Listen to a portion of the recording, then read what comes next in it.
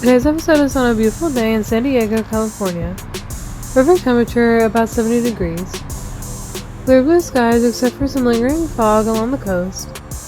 It's one of those days that makes San Diego such a wonderful place to live and visit. My destination is walking distance from my hotel, even though I was here back in December, and I was even staying in a hotel 3 or 4 blocks from here. I didn't go to this place, and I wanted to, but for some reason I didn't make it, so I wanted to make sure to visit. And that place is the Old Town San Diego State Historic Park. I heard this park is a mix of stores, restaurants, and historic buildings. Hey guys, welcome everyone! Old Town San Diego is on the ancestral land of the first people, meaning the first Spanish settlement, established in 1769. It was transferred to Mexico, then to the United States when California became a state. There are lots of museums in this small park, also some shops and restaurants. Looking forward to a great day in Old Town San Diego. Let's go!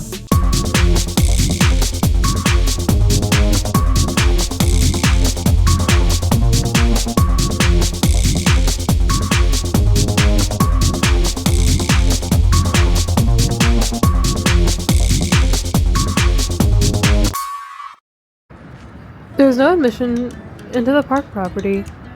There are a few parking spaces that are also free. Most of the buildings are also free to enter. My first stop is at the Old Town Market. There are over 40 shops and restaurants in this area of Old Town. When I visited, it was close to Day of the Dead or Dia de los Muertos. The store features shirts and a number of these small little music boxes. Maybe they hold small items such as jewelry.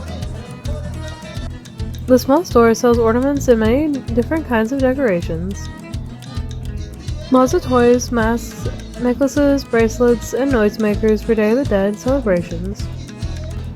I think the colorful plush items are either alpaca or llama dolls made from alpaca or llama fur. Pika Grogu, big sombrero on head. So much cute, yes. Lots of pop culture t-shirts themed to a Day of the Dead motif. That's pretty cool. Also, traditional Mexican garments over here. Some coffee and espresso mugs, shot glasses, and hot tea decanters. Look at this Mexican vanilla extract. It's much better than the US equivalent. There's a wide selection of handbags and backpacks to choose from. Here's a large display for Dia de los Muertos. Many celebrations for the holiday in the Southwest. There are many frog trinkets here, and panning over here, there are more bracelets. Lots of clothing in this store, but there are some themes for sports teams, such as the Dallas Cowboys. The store has itty-bitty toys, and I found this cute little Yeti. I may have to take this guy home with me. All sorts of alpaca or llama dolls, and down here are a bunch more of those little toys. Frogs are everywhere. Why is that? Here are some dresses, so there's lots to choose from, many souvenirs in this market area. Over here's a map of Old Town San Diego. This is considered the birthplace of California, when Father Junipero Serra came here on a mission in 1769. They were based on a hillside that overlooked what is now Old Town. The Leather Depot sells many items made of leather, and it smells like leather inside the building also. Items such as purses, wallets, and belts are sold here. Over here is the Sealy Stable Museum. This is a recreation of a 2-story barn that was used to keep horses and stagecoaches. The original barn's owner, Albert Sealy, operated a stage line from here to Los Angeles. Today it is a small museum with a collection of 19th century modes of transportation. Over here are some items the Sealy family would have used, like hats, lassos, playing cards, a flatware set complete with a steak dinner, a whiskey bottle, and there are also some pictures of the Sealy family. At home in the saddle, this describes a typical day when running a stable, which includes feeding and grooming the animals, unloading hay and grain, cleaning the stalls, and moving endless amount of manure. Cue the Mad Dog Dan quote, "I hate manure." Over here's a display showing how the horses are groomed. There are some tools that show how to clean the horse's hooves so they are free from manure, rocks, and other debris, and how horseshoes protect the hooves and prevent injury. Look at this Wells Fargo stagecoach. This is the original stagecoach used in the San Diego to LA stage line. Albert Seeley partnered with Wells Fargo to set up other routes that had reached gold mining towns and other towns not served by a railroad. Here's an original 19th century ox-drawn cart. It's called a carreta. This most definitely needs the stations around it to keep people from touching it. Albert Seeley used these carts to haul cargo and even passengers along his routes. And here's a side view of the cart. It really puts into perspective how much transportation has changed over the last 150 years. Look at these original freight wagons. These were also used to haul goods and other cargo along these routes.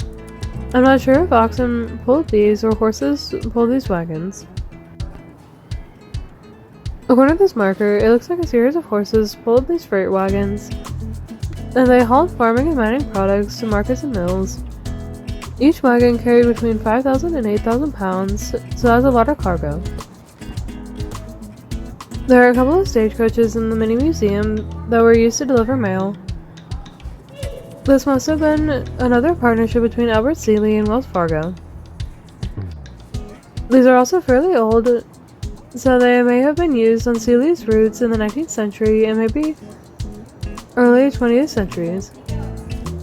This museum also has old stagecoaches that carried people. Seeley's coach lines made it possible for more communities to be connected, as well as grew San Diego to a commercial hub. These stagecoaches are also from the turn of the 20th century. I think this may be a recreation of Albert Seeley's office. If it's not, please let me know. This area features a large safe, probably where money and sensitive documents were stored, a couch, a hope chest, a spittoon, and a desk with a chair. Not sure if any are recreations or originals. There's a second floor on this museum, but it appears to be closed. I'd be interested to see the exhibits upstairs. Some websites say there are cowboy and Native American historical pieces. The upstairs will probably open early next year after the refurbishment is complete. Wow, there are a lot of people in there. Now making my way to another mini museum, La Casa de Estudio, which was constructed in 1827 by the Estudio family and considered one of the finest houses in California when it was still part of Mexico. The house is 200 years old. There are many different plants in the front courtyard of the house, like this cactus over here, and then there are more lush trees and bushes. The building is on the National Register of Historic Places and is one of the oldest examples of Spanish architecture in California. The building is U-shaped, and each room is connected by a covering exterior corridor. The house contains a chapel and a schoolroom. The house is topped with a small open area called the cupola, which served as a viewing area to see bullfights. There's also a fountain in front of the entranceway to the house. The house was restored in 1910 and again in 1968. Some of the rooms are closed off, but like this kitchen, is actually a combination kitchen and pantry, and there were many different types of foods to prepare, such as meat, seafood, vegetables, and fruit. Take a look at the reproduction of what the kitchen looked like, with pots, pans, and other cooking instruments. This was a very large kitchen for when it was constructed 200 years ago. The Estudillo family had a tradition of public service. Jose Estudillo started his political career as president of the Board of Trustees of San Diego, then became California State Treasurer, and look, in 1868, the population of San Diego, just 2,300 people. This is one of the bedrooms. It looks like the bed slept 2 people, and I see an old crib and a rocking horse next to the bed, so I bet a whole family slept in this one room. Look at the side of this room. There's a dresser and a small desk and chair. Oh, and another crib at the foot of the bed. I'm guessing this is the lock and key system that was in place throughout the house. There are a few different kinds of locks. One to the bottom right shows how the lock works from the inside. This is a painting of Jose Maria Estudillo, who was one of the first settlers of San Diego, a decorated military officer, and he built this house. There are many old artifacts in this room, such as a chair, a piano, and the large decorated fabric hanging on the wall. Author Helen Hunt Jackson wrote the popular novel Ramona, which gave La Casa de Estudillo and two other ranchos more prominence. One other is Guajome Ranch, where she used this chair. Here's a historical marker for this house, granted in 1961 by the Daughters of the American Revolution. In this glass enclosure are original souvenirs from Ramona's marriage place, like silverware, a book, and a magnifying glass. This room appears to be used by people that paid rent to stay here. San Diego went through a period of rapid growth in the late 19th and early 20th centuries, so there was a shortage of places to stay for day laborers, so the Estudillo family opened up some space and charged rent. That's not a bad idea. Look at this card table, with a beautiful couch and chairs. Also a deck of cards and probably an adult beverage of some kind in those two glasses. Here's another antique couch in this very large room, and take a look at this, and as I pan over, there's an altar. The altar is called an ofrenda, and it's set up to welcome home the souls of the dead. It's a way to honor and remember loved ones who have passed away. Each ofrenda includes references to the basic elements of earth, wind, water, and fire. The ofrenda has a number of candles and pictures of loved ones, and I see a guitar on the left wall, and some other items I can't tell what they are. The house is really beautiful. It shows how prominent the Estudillo family was in San Diego. But there's much more to see in Old Town. You see these reconstructed buildings, and many of them have small museums, starting with the Colorado House. This might be the lobby of the Colorado House, which was a hotel at one point. It then became an office building, which had many different types of businesses. Looks like along that wall is a display, and it kind of looks like it's holding different types of rocks. That's odd to see that. The structure next to the Colorado House is a reproduction of the very first San Diego courthouse. The original was built in 1850 and burned down in 1872. Here's a tobacco, cigar, and pipe shop. Like many of this type of stores of the time, there's a wooden Indian by the entrance. Right away, I could smell the tobacco, and I really hated the smell. My parents absolutely loved the smell, even though neither of them have ever smoked. But my mama's grandfather smoked a pipe, and it brought back some good memories. They have a smoking room in here. This is where people buy something to smoke, and they sit in this room. It reminds me of something similar at the Atlanta airport, where people smoke in an enclosed room. I called it a smokequarium.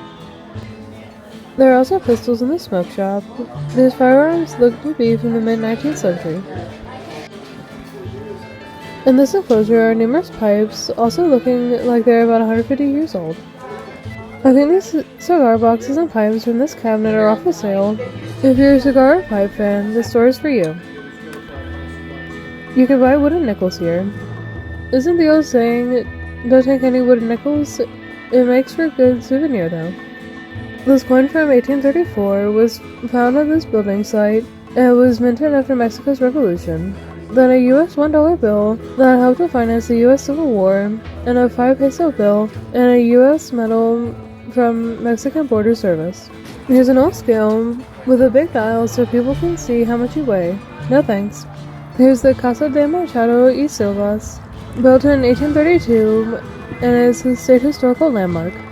This is another mini museum, so let's take a look inside.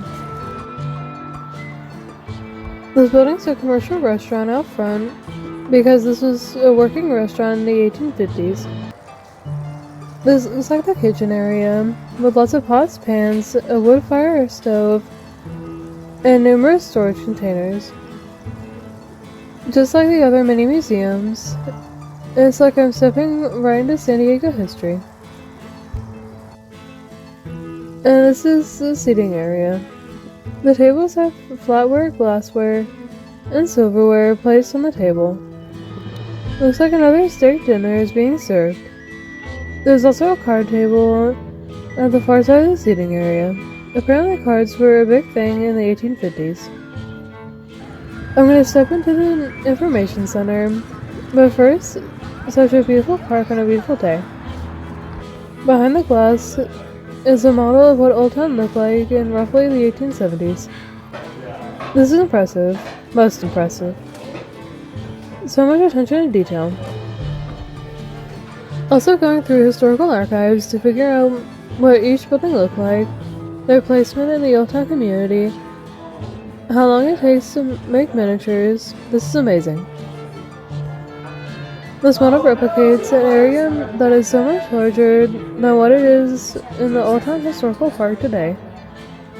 I guess much of Old Town has been redeveloped. What is in the park today is just a small part of the original settlement. Alright, let's go back outside. Barra Barra is a restaurant and former saloon that serves margaritas. Piazza de Reyes is another outdoor shopping and dining area. They do not allow any filming in this area. On the left is Rust, which sells cured meats and housewares named to the 1860s. Up ahead is the Cosmopolitan Hotel, which is still a hotel today. There's also a restaurant and popular wedding venue. My mom started getting the creeps because this hotel is rumored to be haunted by a 12-year-old girl. One of the rooms has a hand-carved bed that the girl died in. Her father carved her likeness into the headboard. That's pretty creepy. There are reports of ghosts playing board games and moving chairs around. Next to the hotel is a blacksmith shop. It's kind of off the beaten path, but it's a recreation of a blacksmith shop from the 1860s.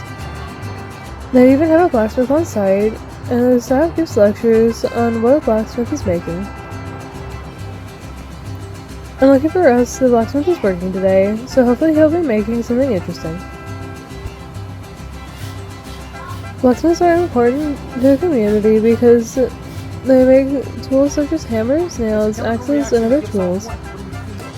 They can repair metal wheels, sharpen farm equipment, and flip shoes for horses and oxen.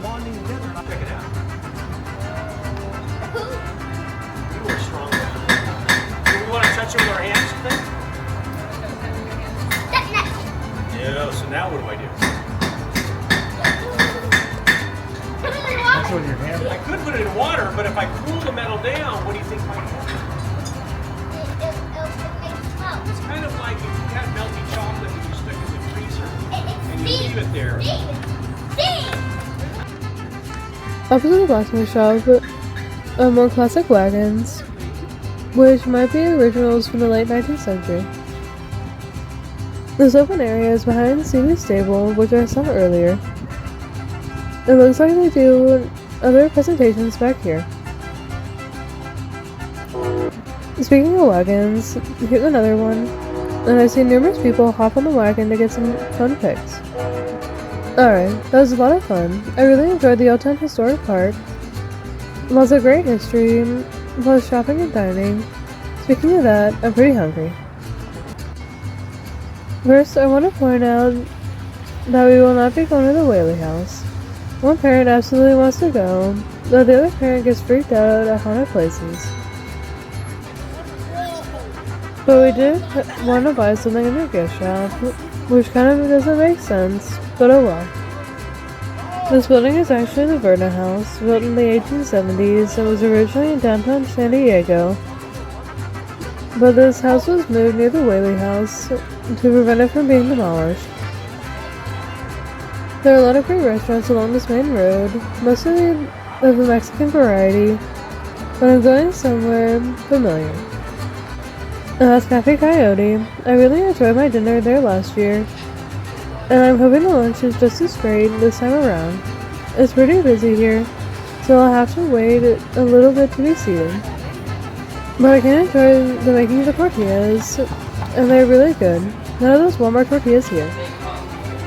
Starting out with some of those delicious tortillas with delicious queso fundido, made with strips of grilled bell peppers and onions. We opted not to have it with the chorizo, which was extra. Look at those awesome tortillas. I wish my nearby Mexican restaurants had these. Lunch is served. We got the burrito quesadilla with burrito cheese, onions, and cilantro. I got the burrito plate with more great tortillas to go with the burrito, beans, and rice. And finally, these are chicken chipotle flautas, made with shredded chicken, jack cheese, chiles, topped with chipotle cream sauce. Cafe Coyote was delicious last year, and is still delicious this year. There are lots of good restaurants on this road, and I may try a different place when I return, but Cafe Coyote is very, very good. Now walking back to my hotel room, and on the way is El Campo Santo Cemetery, established in 1849. This is marked as a state historical landmark. This marker states the cemetery remembers the 20 people that were buried underneath the road behind me, and they were discovered by radar 30 years ago. That's in addition to the over 450 people buried in this cemetery. Some had their grave markers removed when the road was put in. Talk about disrespect for the dead. There is an altar remembering the deceased. Apparently this isn't the only cemetery to have placed roads over them or removed the grave markers. That's pretty disgusting if you ask me. But the cemetery is rumored to be haunted. There have been reports of ghosts that float just above the ground, and they appear to be Native American or Latino wearing 19th century clothing. That just seems pretty wrong to me to build roads and parks above these dead bodies, don't you think? And if you park on the graves, it's been reported the car alarms will go off on their own. Yeah, look down there. There's an itty-bitty marker noting this is a gravesite. But a gravesite for whom? And there's another one. Okay, heading to my hotel, quickly. And that's it. I'm glad I got to go to the Old Town State Historic Park. I don't know why I didn't go last year. This is a very popular part of San Diego, and I understand why. The food and culture are fantastic. So what do you think? I know I haven't been to the Whaley House, but a certain someone I go on these trips with has a real aversion to haunted places. When I return to San Diego, what else should I see? Leave me a comment. I have some more travels planned for the near future, but you see that next time. Thanks for watching. Bye!